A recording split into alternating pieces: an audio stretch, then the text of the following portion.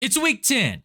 We've got every quarterback, every tight end, and even DST for you freaks. So before Sunday, let's break down these updated rankings for week 10 of the 2024 NFL season. Welcome to E&M Fantasy Football, presented by ErvinandM.com, where I combine industry-leading data, Vegas sportsbooks, and expert analysis to provide you with optimal weekly rankings for the utmost accuracy when setting your weekly lineups in your fantasy football league. I'm writing this on Thursday night for Friday's video. Expect more videos every week for the other unit groupings like wide receiver and running back. And click the playlist in the top right for all the updated rankings for week 10. It's worth mentioning, Browns, Packers, Raiders, Seahawks are all on bye. Now let's begin the rankings with quarterbacks. Sportsbooks have these quarterbacks projected to go over 260 total yards this week. They are Josh Allen, 273 over-under, 245 total yards per game. They are 4-point favorites against the Colts, 26th worst pass defense. It is a 48-point total, and Josh Allen throws almost 2 touchdowns per game. Brock Purdy, 264 over-under, 289 yards per game. They are 6-point favorites in the highest scoring game of the week at 51 points versus the Tampa Bay Buccaneers' 30th worst pass defense. He tosses touchdowns at a rate of 1.3. Not bad at all. Jalen Hurts, 256 over-under, 262 yards per game. They are 7-point favorites against the completely crumbling Dallas Cowboys and their 18th pass defense. 1.3 touchdowns per game for Jalen Hurts. And Jaden Daniels, 265 over-under, 267 yards per game. They are 2-point favorites with a 46-point total. He throws 1 touchdown per game. And he gets Pittsburgh's 21st ranked pass defense. Vegas tells us these top 4 guys are in the best position to go over 260 total yards with their arms and legs in excellent matchups with high scoring totals. They are your undisputed S tier for week 10. A tier is for the rest of the elite quarterbacks projected for 240 to 250 total yards. Any of these guys could finish top 5. Baker Mayfield, 241 over-under, but 265 yards per game. They are 6-point dogs against San Fran and Brock Purdy. But again, the total is set at 51. And do you know who leads the league in passing touchdowns? It's not Josh Allen at 1.9. It's Baker Mayfield at 2.6. Wow. The 49ers are league average against the pass, and Baker, the touchdown maker, is going to be on full display. Sam Darnold at 6. 252 over-under, 237 passing yards per game. Do you know who throws the next most touchdowns in the league? It's not Josh Allen. It's Samuel Richard Darnold with 2.1 touchdowns per game. Ludicrous! They are 5-point favorites with a decent total against the second worst pass defense in the league. Lock him in. Kirk Cousins at 7. 235 over-under, but 258 yards per game. The Taints are done for. They are 27th against the pass, and without Lattimore, it will only worsen. Cousins is tied with Josh Allen with 1.9 touchdowns per game, but throws the ball at the sixth highest clip in the league. And we'll go back to back with dueling quarterbacks, Fat Stafford and the throw-in Samoan at 8 and 9. Stafford's line is set at 259 while throwing for 246 yards per game, while Tua's is set at 250 while throwing for 237 yards per game. Rams are 23rd against the pass, while Miami is virtually the same in their past 3 games at 22nd against the pass. This is the closest game of the week, and it's going to be an absolute slugfest. Stafford and Tua are locked and loaded, and you can safely lock them in too. We've got 4 in the next tier. B tier is projected for 240 to 250 yards. They are your last options left that do not immediately give you an overwhelming sense of doom. At 10, get ready. Aaron Rodgers. For all the crap he's gotten and getting, he throws 1.7 touchdowns per game. 239 over-under, 234 passing yards per game. They are favorites with a decent total at 46 against the Cardinals. 24th ranked pass defense. They should be fine. Could be his best game yet. And next up, ErvinandM.com.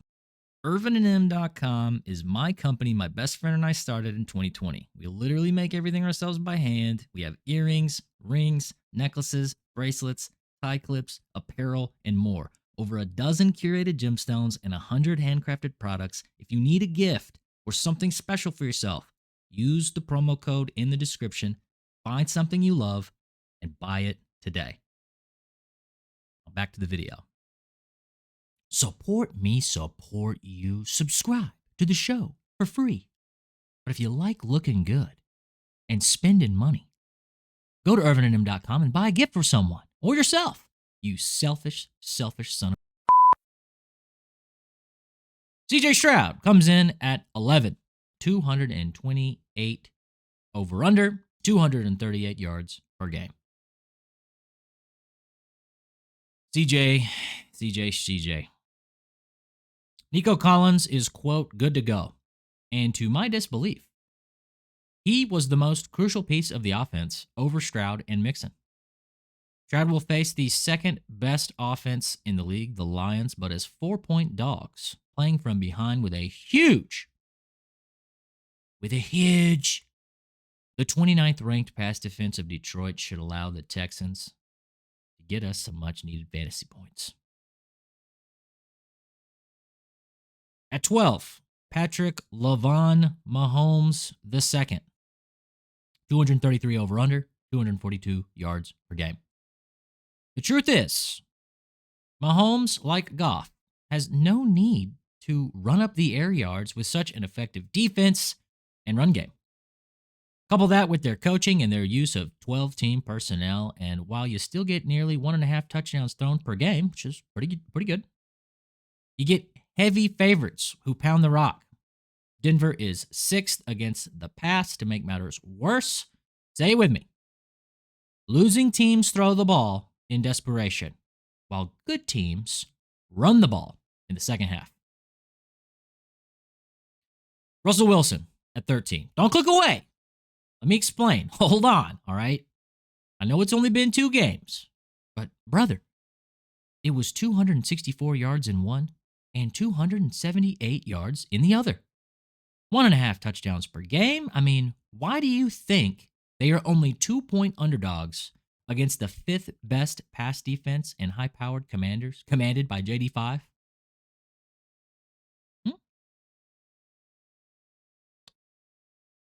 What I thought. From here, it's your last chance for viability. Sportsbooks has this group projected for 240 to 230 passing yards this week. They either have tough matchups or have a struggling offense. the exception being Jared Goff. Copy and paste what I just said about Mahomes here with Goffrey. Great defense plus S tier run game equals an efficient but low volume passing offense. That's exactly what Goff is. League average in terms of passing yards per game, but fourth in passing touchdowns. I mean, he's excellent in real life, but in fantasy, not so much. And we'll go with an unprecedented back to back to back to back with Kyler, Caleb, Danny Dimes, and Bo Nix at 15, 16, 17, and 18. 238 yards for Kyler, 236 yards for Caleb, 235 for Danny Dimes, and 228 for Bo Nix. Their lines are all 230 yards. They all throw one passing tutty per game and either have horrible matchups like the Jets' pass defense, overcoming the spread like Denver as 8-point dogs, or are a struggling offense like the Bears and the Giants. Their problems are different, but the results are the same. Mediocrity, with moments of greatness and moments where you shout, "What in the is that?" Inevitably, scaring and disappointing your family and pets, just as these quarterbacks disappoint you. I don't normally group up this many players, but this week they deserve each other. But it gets worse. From here, it's RIP. It's less than 220 yards. They're unstartable. Let's rattle them off. And we're going to talk about the first two. Trevor Lawrence, Justin Herbert, Drake May, Joe Flacco, Bryce Young, Derek Carr. You know what I'm saying? Buy this hat from my store. Mason Rudolph, Cooper Rush. It doesn't matter. They all go there. But it is worth saying, Trevor, at 19, has played so bad that Minnesota's 28th worst pass defense just isn't going to save him. And Vegas agrees with a 200 over-under. Terrible. And Herbert, at 20, is rising. But against the Titans' #1 pass defense, he's just going to give the ball to Dobbins as nearly 8-point favorites. So, that's top quarterbacks. Let's do the tight ends. We have 6 S-tier tight ends this week. They are George Kittle, 55 over-under, 72 yards per game, 7 targets, and nearly a whole touchdown in every game. Cade Otton, 50 over-under, 47 yards per game, 7 targets, and nearly half a tutty. Trey McBride, 48 over-under, 60 yards per game, 7.5 targets per game, but 0 touchdowns. Big sad. Travis Kelce, look at the Red Boys. What is going on? 57 over-under for Travis, 54 yards per game, 8 targets, but only a 10% touchdown rate. And Evan Ingram screwing up the color palette. 51 over-under, 45 yards per game, 7 targets, 20% touchdown rate. These top 5 tight ends are all projected to be in the best position by Vegas sportsbooks to go over 50 receiving yards. That is the highest amount for Week 10. They are your elite S-tier tight ends, undisputed.